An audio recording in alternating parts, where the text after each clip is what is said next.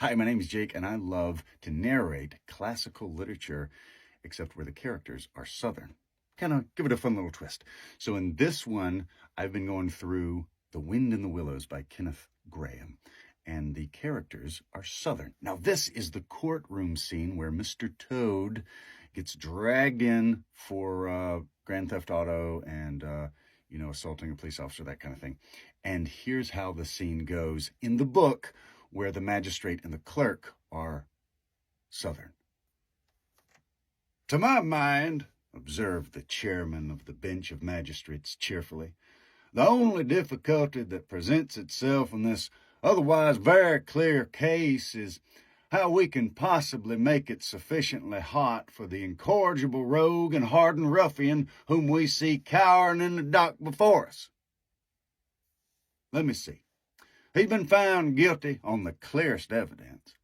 First, of stealing a valuable motor car. Secondly, of driving to the public danger. And thirdly, of gross impertinence to the rural police. Mr. Clerk, will you tell us, please, what's the very stiffest penalty we can impose for each of these offenses, without, of course, giving the prisoner the benefit of any doubt, because there isn't any?" The clerk scratched his nose with his pen. "Some people would consider," he observed, "that stealing the motor car was the worst offense. And so it is.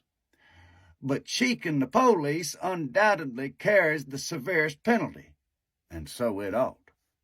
Supposing you were to say 12 months for the theft, which is mild, and 3 years for the furious driving, which is lenient, and 15 years for the cheek, which was pretty bad sort of cheek. Judging by what we've heard from the witness box, even if you believe only 1/10 of what you heard, and I never believed more myself, those figures, if added together correctly, total up to 19 years. "First rate," said the chairman. "So you better make it around 20 years and be on the safe side," concluded the clerk. "An excellent suggestion," said the chairman approvingly. "Prisoner, pull yourself together and try and stand up straight. It's going to be 20 years for you this time. And mind, if you appear before us again upon any charge whatever, we shall have to deal with you very seriously." If you enjoyed that, make sure you join me for my live audiobook recording sessions where I record the book, kind of like this, and then I edit out all the mistakes later and upload it to the Cultured Bumpkin YouTube in audiobook form for free. So make sure that you follow me over there if you like classic literature.